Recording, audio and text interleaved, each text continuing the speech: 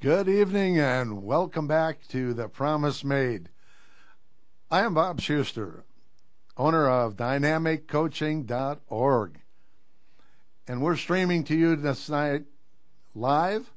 And to give you a couple of ideas of how this works and to refresh my mind too, I'm going to turn it over to Dave Adams, the founder of Ephesians Visions Ministry here in Bend, Oregon, from whose facilities we are live streaming this evening and with his help. So, Dave, can you kind of give everybody a quick rundown on how things work here?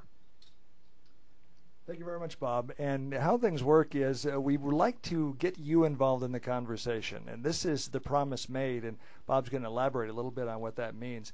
But there's a lot of challenges out there right now, and we want you to be involved in this conversation. A couple of ways for you to do that. You can Skype in, and you can just Skype to The Promise Made. Just do a search for Skype. And interestingly, I understand that Microsoft bought Skype, so maybe we'll visit about that a little bit. Or you can call in on the regular landline telephone, and the phone number is 541-323-2882, 541-323-2882. When you call in on either of those methods, please listen to either your Skype or your phone. Do not listen for the answer online, because that's about 30 seconds behind the actual answer that we give. That's just kind of how the logistics work and how the technical side of it works. So when you call in, listen to the phone or listen to the Skype for us to talk to you, and then when you hang up, you can listen to the webcast again. That's very simple. I want you to be involved in the conversation. You can also see this and listen to it after we're done by a podcast with audio and video on our website, and we'll be talking about that a little bit more later. So, Bob, that's kind of how the technical side works. Hey, thank you, Dave. This has been an exciting venture. This is our third live stream broadcast, and we're having so darn much fun. We've pretty much got the glitches out of it, and thanks to Dave and his expertise.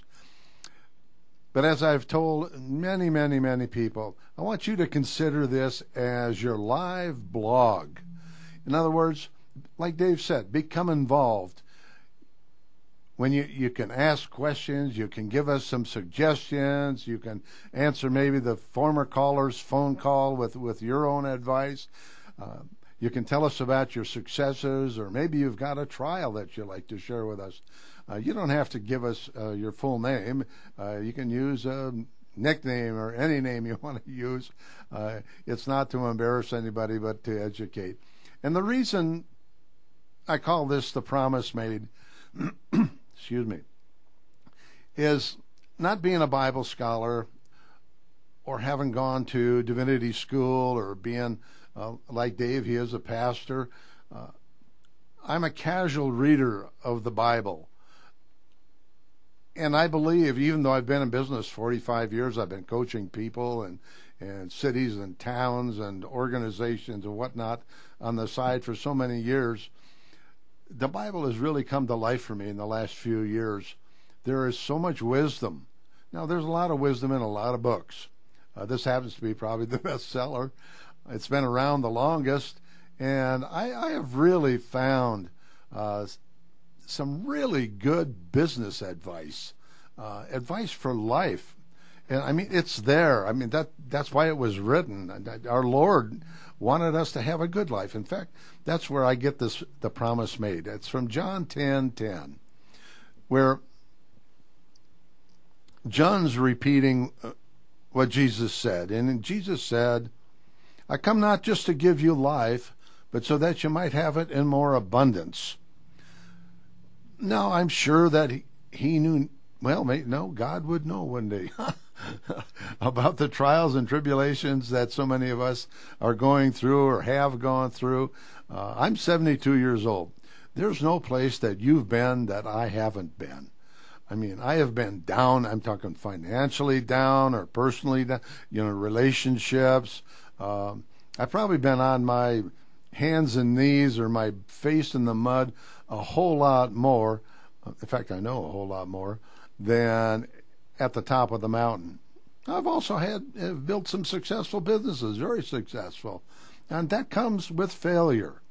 So if I figure if a person is on their face, they've just fallen again, you're only a short step from a good push-up to your knees, and that's a darn good place to start praying. So when you fall down, take a push-up and get yourself back on your knees and say, thank you, God. Now, if this falling on my face is going to be of any use to me and to you, I've got to be sure that I learned something from this.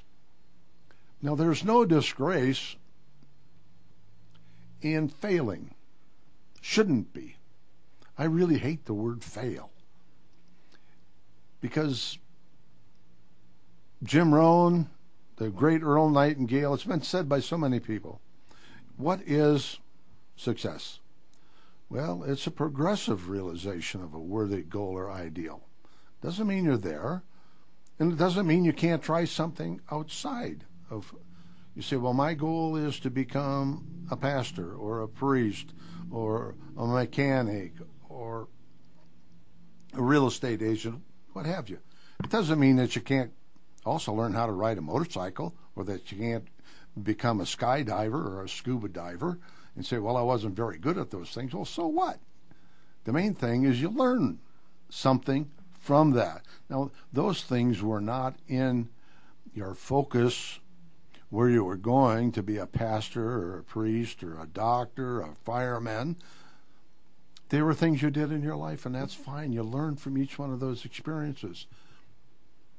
So that's why I dislike the word failure, because people have a tendency to say, well, you failed at that. No, I didn't fail. I went out and I tried it, and I learned something from it. I enjoyed it. I had a good time, but I also learned that I'm not cut out to be a motorcyclist.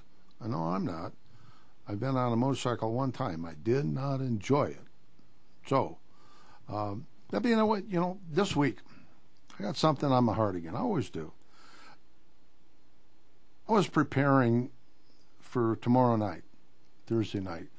I belong to Toastmasters here in Bend, and we meet at IHOPS at 6:30.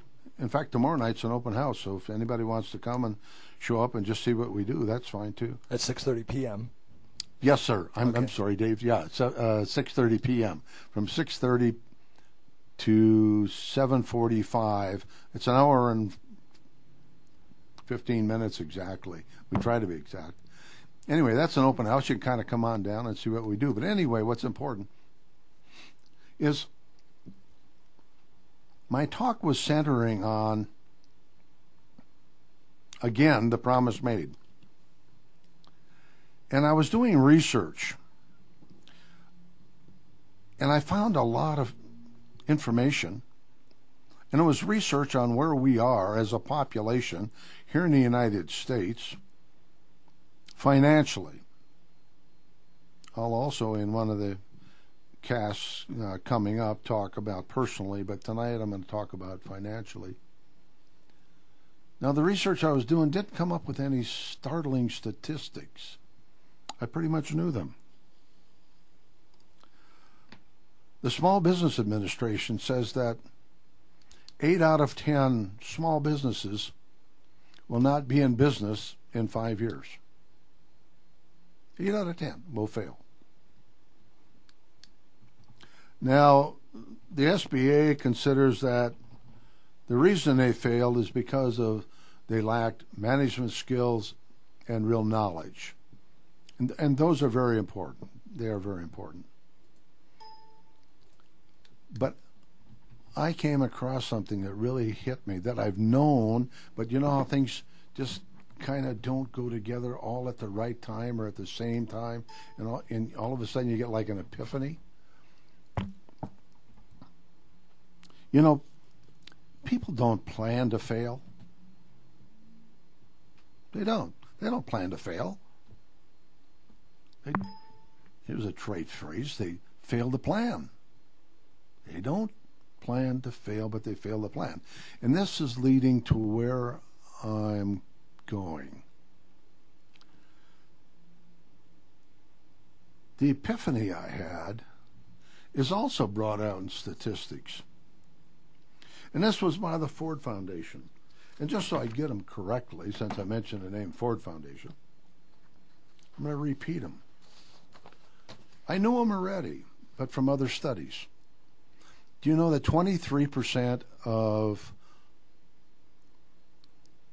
the population in the United States has no idea where they're going in life? None whatsoever. That's incredible. Pardon? That's incredible. That is incredible. They have, and the figures get more incredible. 23% don't know where they're going. And I'm going to go back on this. This is where my epiphany, but in a couple minutes. Excuse me. 67% of the folks have a pretty good idea where they're going. 67% have a pretty good idea. But they don't have a plan for getting there. Now, I'm not really great at math, but that adds up to 90%. That means 90% of the people in the U.S. really don't have either an idea why they're here, or if they do, how the heck to get there. Now that leaves the last 10%. Now 7 out of 10 of those, or 70% of the 10%, aren't going to make it either. Only 3% of the population in the United States today will make it. And I'm going to show you statistics, share with you what my feelings are. 3%. Now, I've heard this from a Harvard study also. And you know what the difference is between the 97% and the 3%? What the Ford Foundation found is that they were the only ones that had them written down. No one else had a precise, written, up-to-date, continually worked on, written set of plans for attaining where they wanted to go. 3%. Now, reason I was looking at that is I'm thinking about the senior citizens and where they are.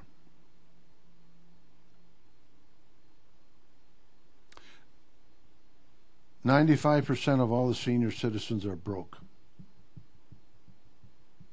working, dead, or both. Today, there are more people over 65 working than ever before in our history. 20% of the males, it used to be one particular ethnic group. It's no longer that. 20% of the males, adult males in the United States, have given up on the thought of finding a job. They don't want to work. They said, I quit. 20%. I know people like that. I know a guy who's been on unemployment since the beginning. And every day he spends it with a friend at the friend's place of business, shooting the wind, has no intention of finding another job. Now, sure, he's 62. So what? J.C. Penney was 72 when he opened his first store. Now you can say, well, that's a result of government programs. The government has made them dependent. Now I'm going to get back to where there's a bone in my craw. We're going to take a look at this. Think about it. I was born in 1939, brought up in the 40s and the 50s. My dad was a Depression era father. Struggle. like many of yours maybe, grandparents. I'm a grandparent. Back then, now I don't want to use a political term, but it is kind of a political term, I guess. People are talking about it. That's when the progressive thoughts really started. Well, they started before that, but, in my memory. And when I grew up, there were 3 avenues for security. Your parents talked about it, your grandparents talked about it. And the 3 avenues were, 1, find a good government job. 2, go to work for a large corporation and stay there for 30, 35 years and get a nice retirement. And 3, the fallback position was get a union job. Be sure it's a union job, because they're going to look out for you. Well, we all know, or should know, that there is no security in any of the 3. They were all self-interests. If you think your large corporation, the president or the CEO or the COO or the CFO, any of these guys are thinking about you and your bills and your mortgage, guess what? We've known this for years, but still people keep saying. Well, now we're really finding out.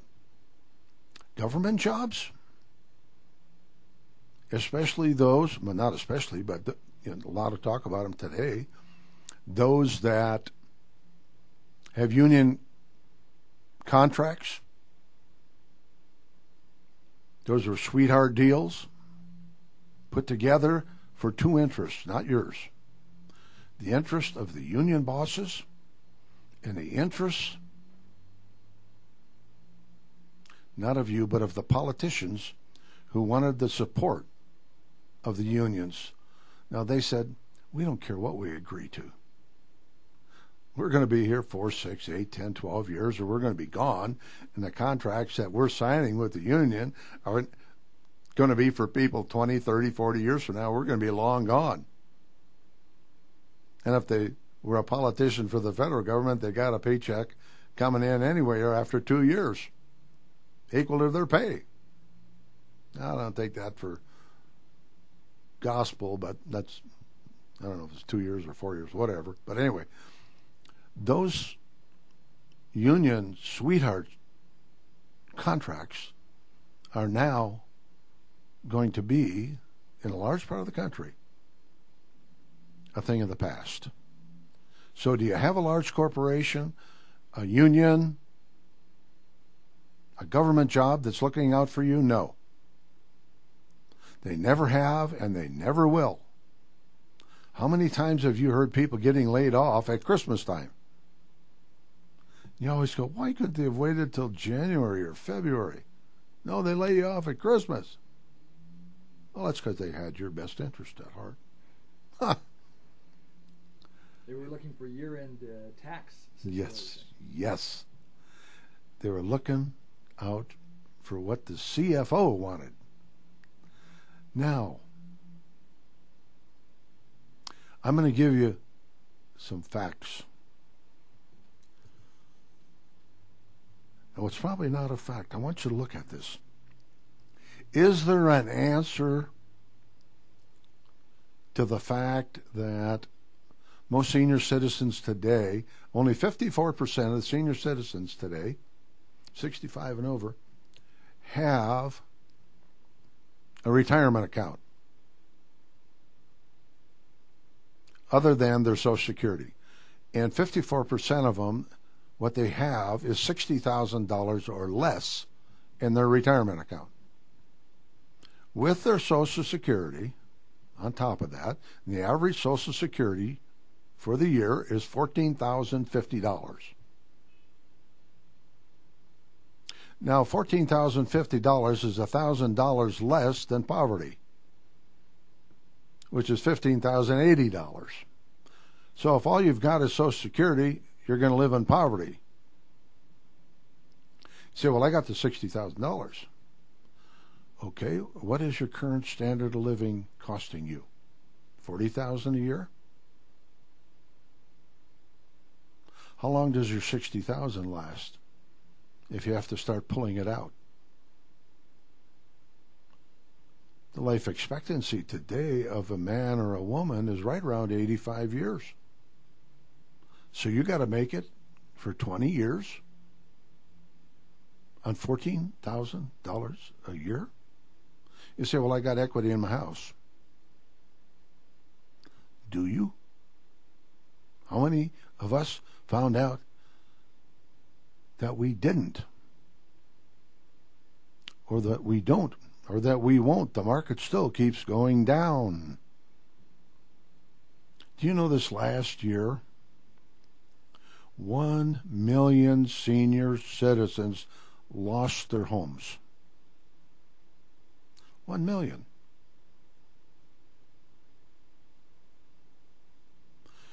And every 3 months in the United States, 250,000 homes go into foreclosure.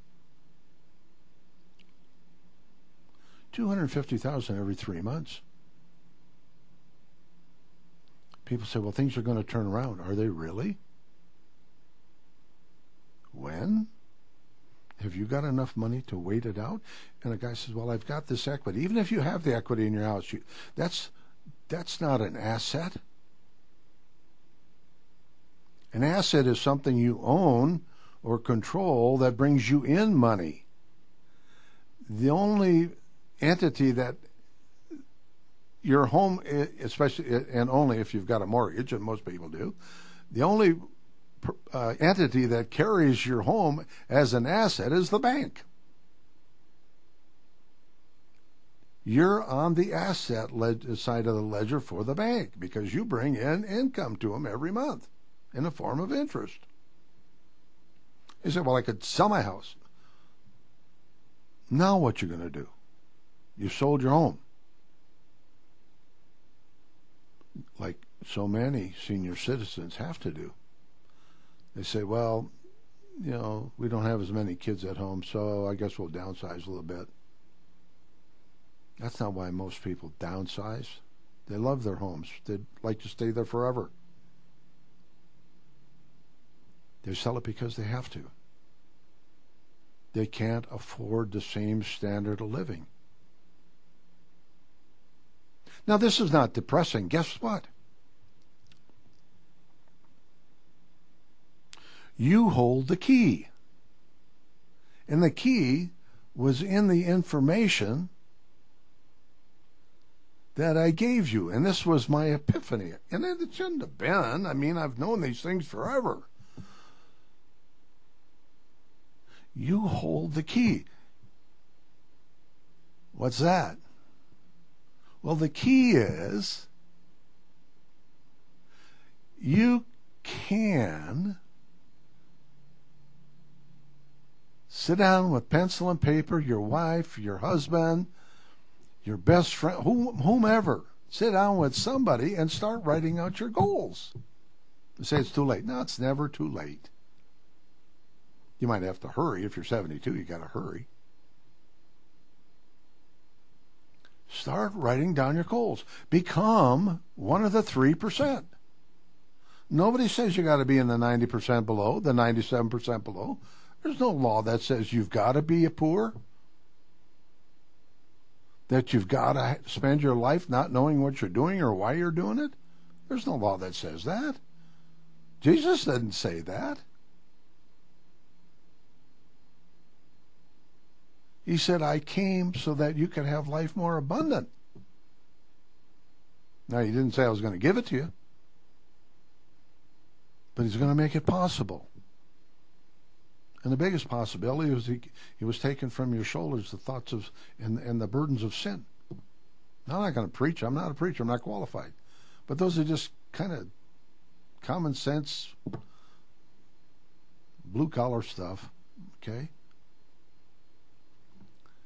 But you know what you need to start You can help me.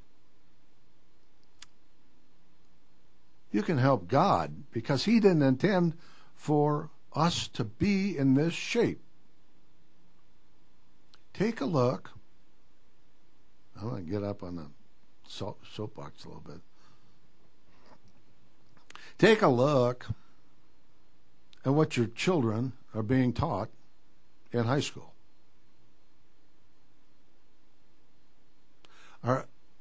They've got a course that's called, I don't know, Family Living or something, where they teach you how to fill out a checkbook. Whoop-de-doo.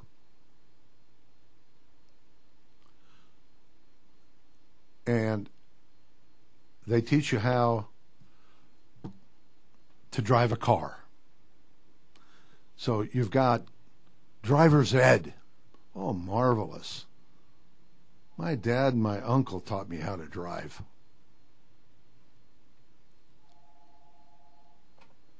And the other course they've got is sex education. They teach you how to have sex properly and when. They even provide you with some of the tools. Isn't that great? Now we got people having sex correctly and driving their cars.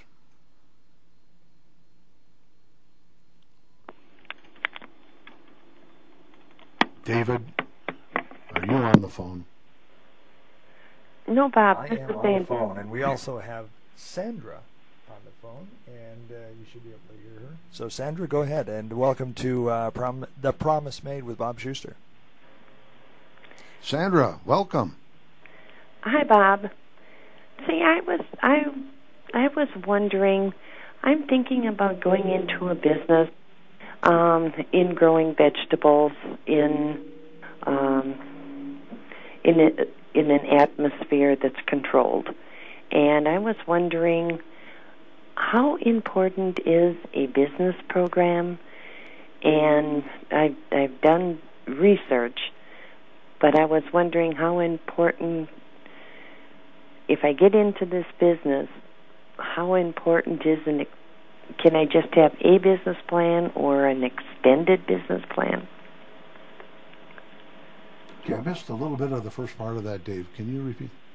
She wants to know if she needs to have an extended business plan. Is that correct?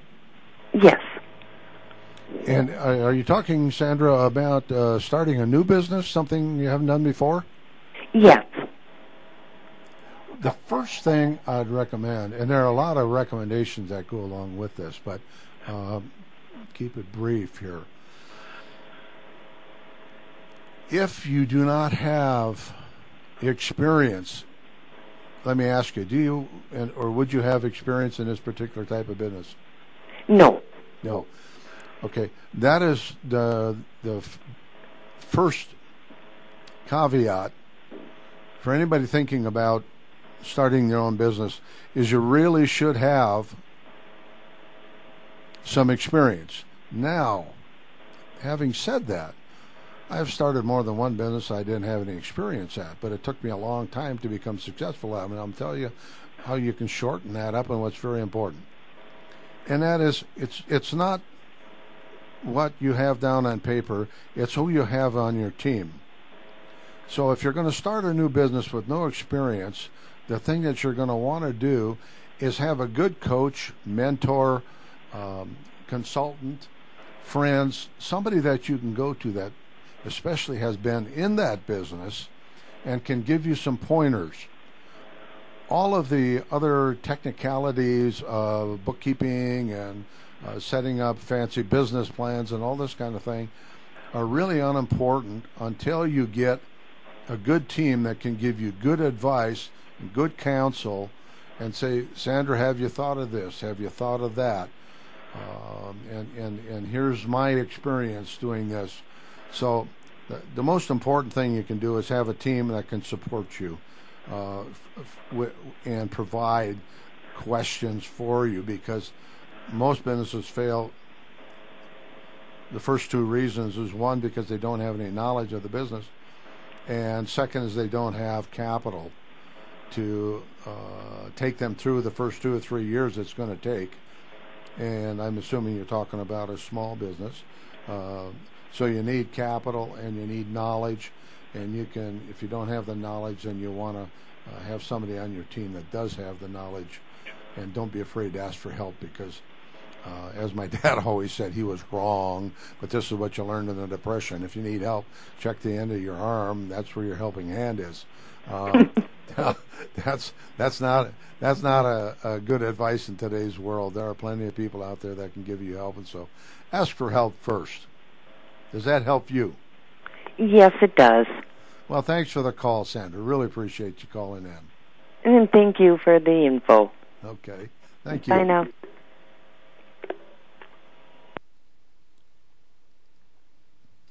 Okay. Okay, well, that was Sandra calling in, and she had a darn good question. That was, what do you do when you're just starting up a new business? And really appreciate the phone call. And I was on my soapbox, and I'll stay there until the next call, about education today. We've got sex education. We've got driver's education. We may teach... And she had a darn good question. That was, we may teach people how to fill out or how to keep their checkbook, but that's hardly enough to get you by in the world today. What they need in school are people that are qualified, and this is a big one, that are qualified to teach students how to set goals, how to get them down in writing, and how to do it correctly, properly, to start thinking about the future. I never thought about the future until the future was here. You know, there's a lot of Americans like that. It's we have this society where we believe that the government or somebody owes us something just because we're Americans. They'll take care of us. They'll protect us. They'll go to war for us.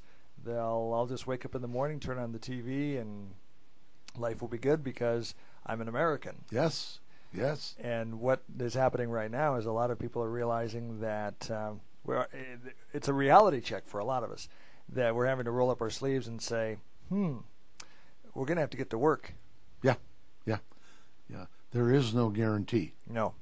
And unless you are the guarantor, by setting down your goals and knowing how to go about setting them down and how to go about accomplishing them. And not everybody in the world is good at setting a program together on how to set goals. I've become very good at it. I wasn't for many, many years because I was never taught to do that. I would set a goal for me and I'd accomplish it. But as far as a lifetime goal, and like I was saying in high school, how many of those teachers, now I'm not knocking the teachers because that's not where I'm going, and that's not, they weren't trained either. I would venture to guess, how many universities or colleges or community colleges have on their curriculum life studies, including comprehensive goal establishment, and then teach you not only how to set up the goals correctly, that you need to work on them constantly. You can't just set your goal down once. I know Earl Nightingale, and I'm sure he didn't mean it this way, but he said, they taught us back in the 60s to write your goal down on a 3x5 card, put it in your pocket or your purse, and look at it a lot. I want to have a big house in Hawaii, or I want to retire when I'm 45. You put that in your pocket and you look at it a lot, and all of a sudden it's going to happen. That's what I'm 51, and they taught us that a lot when I was younger, exactly that way. And it's not enough. It's not enough. I think I mentioned it last week, and I mentioned it again. We are so poorly prepared, and we're working in a flat world today. This world is flat. We are competing with the Chinese and the Indians and the Taiwanese, and I'm telling you, these people are serious. They're not willing to sit back and say, well, America has been number one producer in the world for the last century, we have become a consumer nation.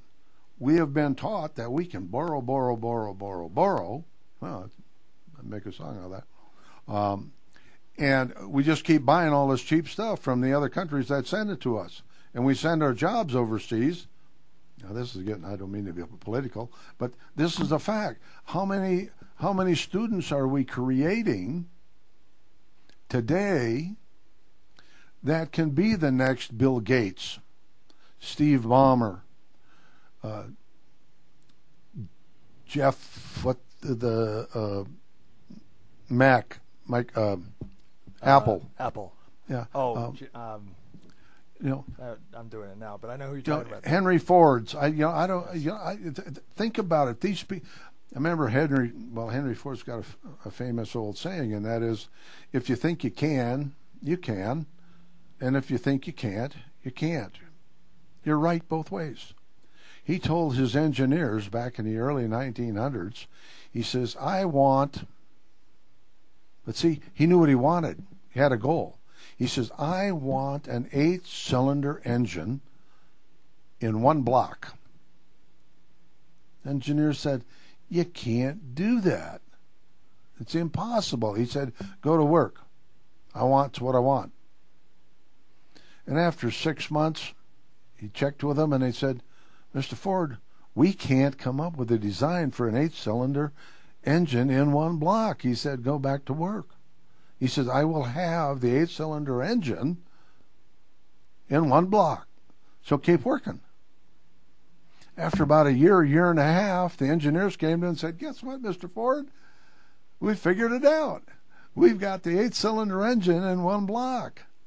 He said, yeah, I know. See, that was his goal. And he had a plan, he had a team, and he just said, go to work. Now, he could have failed very quickly, and you know how? Very simple. I mentioned it before, I'll mention it again. It's the worst word in the English language if you're in business. It's a 4-letter word, and that's quit. Quit! That's when you fail. But going back to high school, we're taught to be consumers. Have a checkbook. And they talk about credit cards. Everybody's got to have an iPod, an ePod, a flip phone, a BlackBerry, whatever.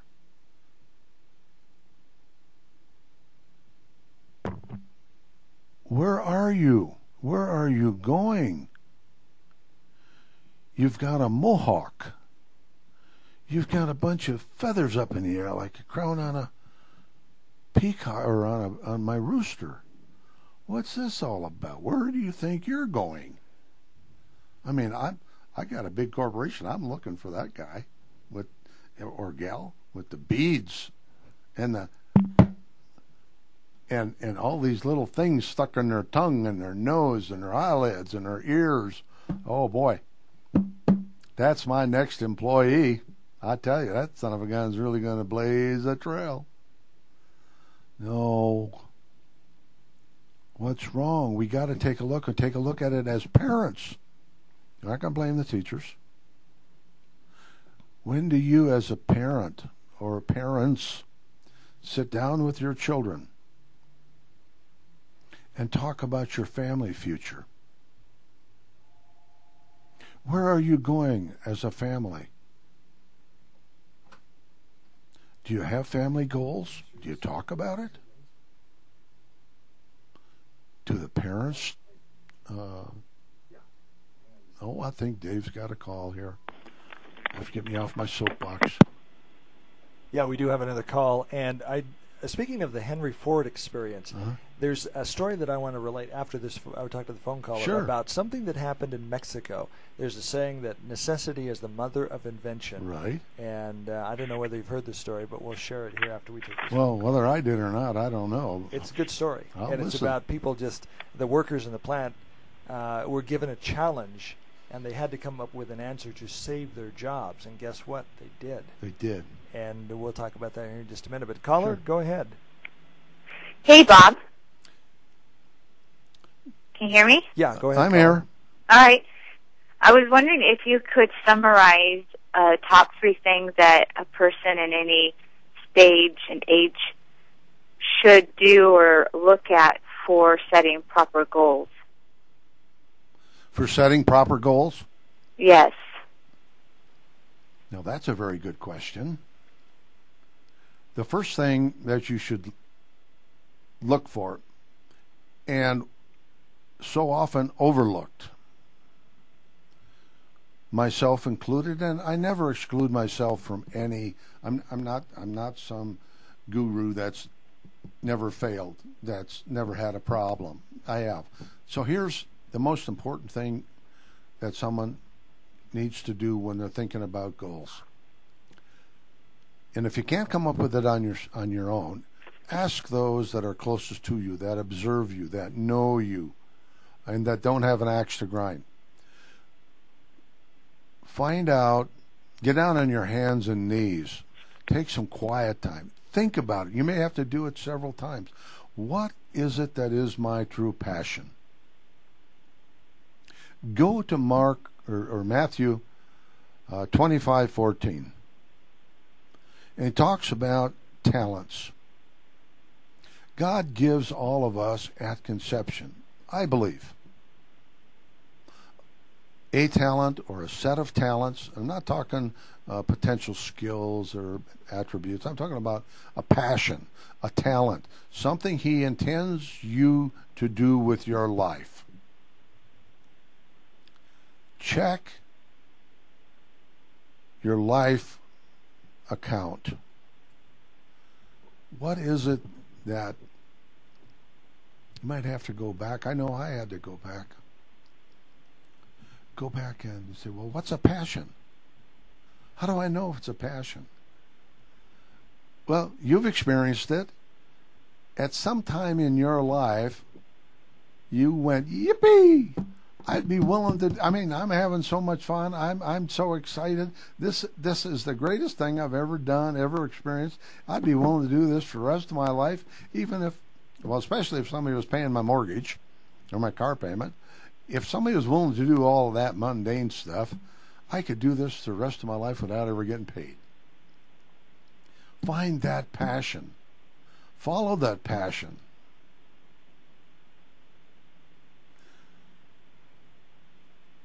That is where we all should be looking, and we don't. Because we've been anesthetized over the last 60 years that you don't need to look for your passion. You don't need to do anything special. You're going to be taken care of. And so we become just so many noodles in the stew. Look for your passion. That's the most important thing.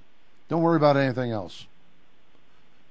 Once you've got your passion, then set about goals to accomplish where that passion is leading you. Does that answer the question? Caller, are you still there? Oh, she hung up. I think the caller hung up. Well, I guess maybe I'm going to assume I did a good job with answering the question. Okay. Yeah, Dave, you had a story. When you were talking about Henry Ford there, and necessity is the mother of invention kind of came to mind, and there was a story in the news, I think it was Reader's Digest or some such, but I was really impressed by it. And it was a new car design. I was trying to find the name of the car while you were answering the phone call, but a story that really impressed me. And they needed to put a V6 power plant in this new car design, and the engineers in Detroit couldn't figure it out, and so they went to the manufacturing plant in Mexico and said, unless we can figure out a way to put a V6 into this car, and it had a very kind of a short snub-nosed hood, and I'm trying to think of what the name of the car is, but it wouldn't fit. And so the Mexican workers had to figure out how to do it, and had to do it quickly in an assembly line power plant. so that they could save their jobs. So their jobs were literally on the line, and if they couldn't come up with an answer, the plant was going to be shut down and they were going to lose their jobs. So you've often heard the necessity is the mother of invention. Well, they had to come up with an answer, and guess what? They did. And the company was grateful, but so were the workers. And the car's still on the road today with the V6 power plant. And if I can, I'm trying to find on the internet the name of the car design, but it happened, and they had to come up with an answer, and they did. That is so typical of people that succeed. They say, I've got to. You know, the movie that I often think of and I always use as kind of a motivation for me, and I'll share my personal story here in just a little bit, but Apollo 13. Oh. When Gene Kranz, the mission control director, they came to him and said, we got to have so much power for re-entry to power the retro rockets, to warm up the chutes so the chutes will open up after the capsule's been in space for so long. And they said, engineers said, we simply don't have the power for it. And Gene Kranz, Apollo 13, you've seen the movie, he said, we have never lost an American in space, and we are not going to lose it on my watch. Failure is not an option.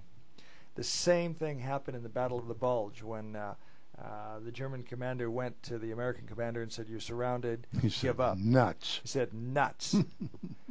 And Patton said, I'm not going to let somebody die who says that. No. We're going to save him. Yeah. And they did. And they did. So failure is not an option. Nuts. We're going to do it.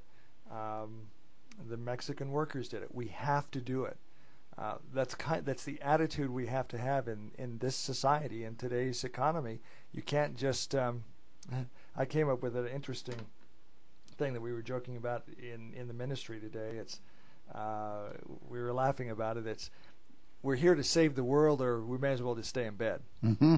Mm-hmm. And what that means is we're here to do something powerful to save the planet. And that may sound like a grandiose statement, but we're here to save the world, or I may as well just stay in bed. And I totally believe that. As the caller said, what do you think about when you're setting your goals? And I said passion. Look for the talent that Matthew was talking about. God didn't give you the talent just so that you could make $1 million or $1 billion today. He doesn't have anything wrong or against that. But his desire, as I read it, I don't talk to God other than through prayer, but his desire is that your passion leads to a benefit to mankind. Now, that only makes sense. If you're being God, why would you give somebody a talent to do something that wasn't for mankind's benefit?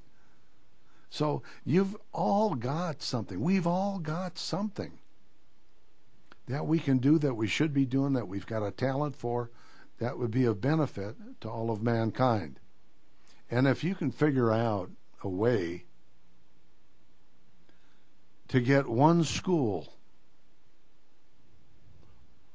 one principal, start one at a time, to put some important curriculum in the school on how students need to prepare for life, and that's not driver's ed and sex ed. It's how to set goals so that you maximize your and find your passion, your talents, so that when you leave high school, it isn't a matter of, well, how many times have you run into a high school student and I wasn't, well, no, I knew where I was going.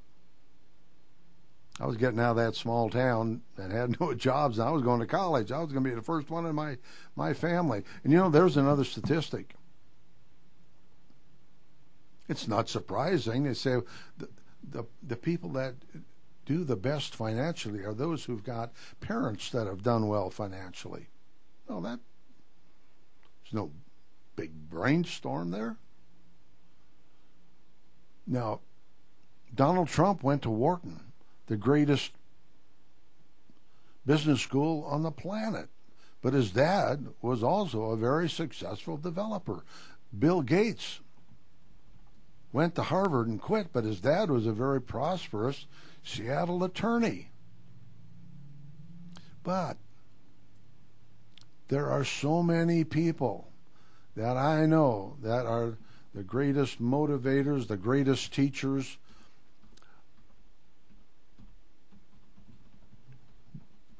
That just scores that did not come from wealth. They came from poverty, abject poverty. A man that I'm going to be working with, at least through his studies, starting in about a week, is Vic Johnson. Be learning how to write and publish books. Now, I've been caught by a lot of scams, and I really checked this out, and I know Vic. I don't suppose any of you have ever bought into something that turned out to be just a ripoff, but I like to write, along with speak. In fact, I'll give myself a plug here. If you don't mind if you do? No. Dave doesn't mind. Okay. I don't mind. We have about 9 minutes left. Okay. I can go for hours. No, you can't, Bob. We're going to stop listening. Okay. Anyway, if you've got an organization, whether it's profit, non-profit, governmental, large corporation, small corporation, that needs a keynote speaker or needs a seminar, give me a buzz. Contact me at bob@robertschuster.com. bob@robertschuster.com, or go to my website, which is dynamiccoaching.org, and contact me through that. I'd be happy to sit down and talk with you and think about whether I can't help everybody, but I would surely like to have a chance to sit and consider anything that you might be thinking about for your organization. And sometimes I do it pro bono, sometimes there's a fee involved. But this is something, again, that depends upon the organization and what's required and how much time is required, et cetera, et cetera. And if you want me to go to Phoenix or Miami, then you have to pay my airfare, put me up in a 5-star hotel.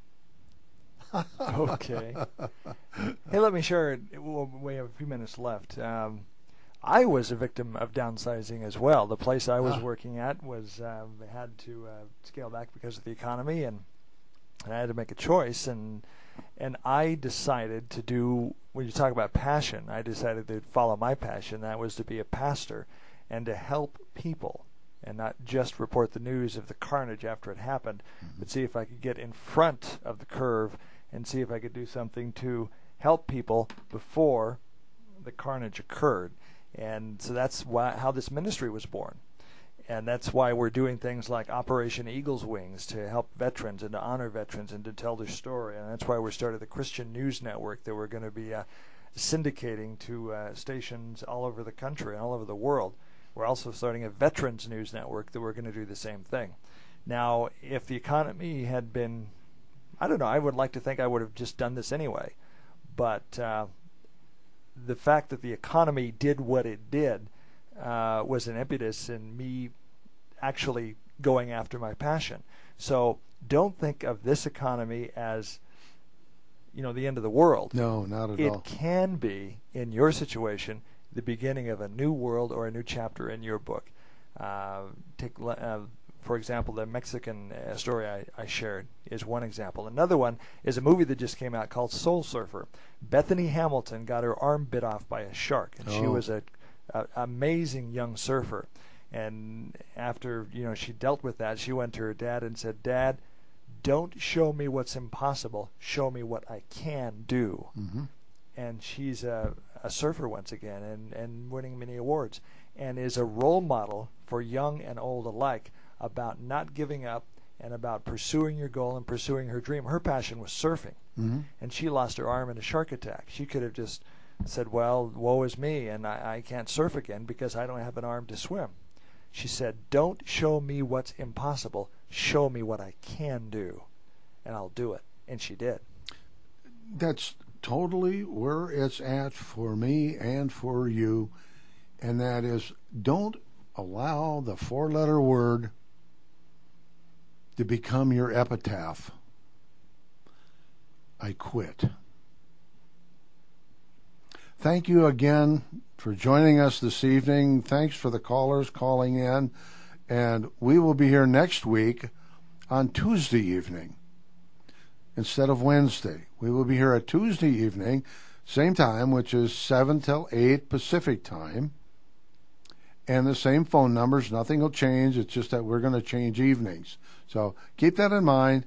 Next Tuesday evening, right here with God and with you, and we appreciate your calls. And Dave, could I share one more story? Sure I'm can. full of stories tonight. That's your... One of the things that motivates me as well, have I shared the story about the pioneer in Vail, Oregon? Not me. There's a river in, just on the outskirts of Vail called the Malheur River, and there is a grave just kind of over a hill. It's a pioneer grave, and a pioneer died of thirst, and just over a short hill was the Malheur River. And whenever I'm tempted to quit, I think about that pioneer, and he just laid down and died. But just over a short hill was water that would have saved his life. But instead of just keeping on and going over the next hill, he just laid down and died. And it says on his tombstone, "Here lies a pioneer from the Oregon Trail. He died, but he died of thirst, but water was just over the next hill." In your life, water could be just over the next hill. So don't lay down and die. On that note, I sure can't top that. I think of that often when, especially now, when there's so many challenges out there. Don't quit. True story. Failure is not an option. No, failure is not an option. God bless.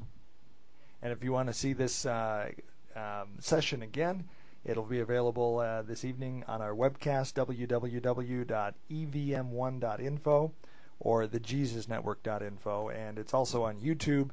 Just do a YouTube search for The Promise Made, and you'll be able to find it. Bob, it's been a pleasure once again. It has been a ball. I look forward to seeing you next week. And on that note, have a good evening.